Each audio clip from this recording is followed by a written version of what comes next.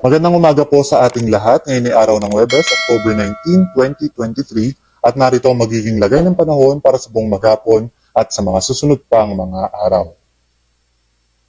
Sa kasalukuyan, patuloy yung pag-iral ng northeasterly wind flow sa may bahagi ng northern and central Luzon at magdadala ito ng maulap na kalangitan na may mga pag-ulan sa may hilaga at silangang bahagi ng northern at central Luzon. Gayun din dahil sa salubungan ng northeasterly wind flow at na mainit na hangin mula sa karagatang Pasipiko, merong nabubuong shear line na nakatutok naman sa may silangang bahagi ng southern Luzon at aasahan yung madalas na mga pag-ulan sa buong maghapon. At sa nalalabing bahagi ng ating bansa, partikular sa may southern Luzon, Visayas at Mindanao, magkakaroon lamang ng mga isolated rain showers and thunderstorms. At para naman sa magiging lagay ng panahon ngayong araw, dito sa Kalakhang Luzon, inaasahan nga natin yung maulap na kalangitan na may mga pag-ulan sa may Batanes, Cagayan, Isabela, gayon din sa may Apayao at sa may Kalinga dahil po yan sa epekto ng northeasterly wind flow. At mahinang pag-ulan naman o mapulupulong mahihinang pag-ulan o pag-ambon ang mararanasan sa nalalabing bahagi ng northern at central Luzon.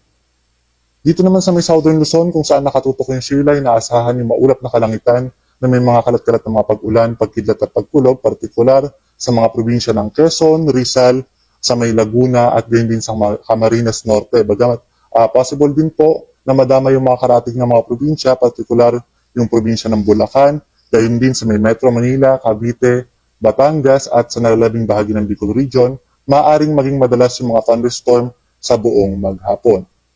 At sa nalalabing bahagi pa ng ating ng Luzon, magiging bahagi maulap hanggang sa maulap yung kalangitan and possible nga yung mga thunderstorms, especially sa hapon at sa gabi.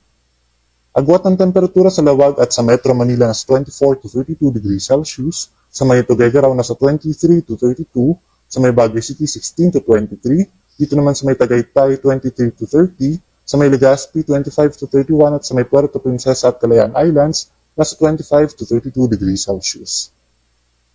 At para naman sa magiging lagay ng panahon sa Kalakhang, Visayas at Mindanao, mga isolated na pag-ulan, pagkidlat at pagkulog sa buong maghapon ang aasahan dahil sa ngayon ay wala namang weather system na aasahan sa bahagi ng Visayas at ng Mindanao, kaya naman mga pulo-pulong mga pag-ulan lamang, especially sa hapon at sa gabi. At sa ngayon wala tayong nakataas na gale warnings sa mga baybayin ng ating bansa, malaya makapalaot yung ating mga kababayang mga isda at may maliliit na sasakyang pandagat.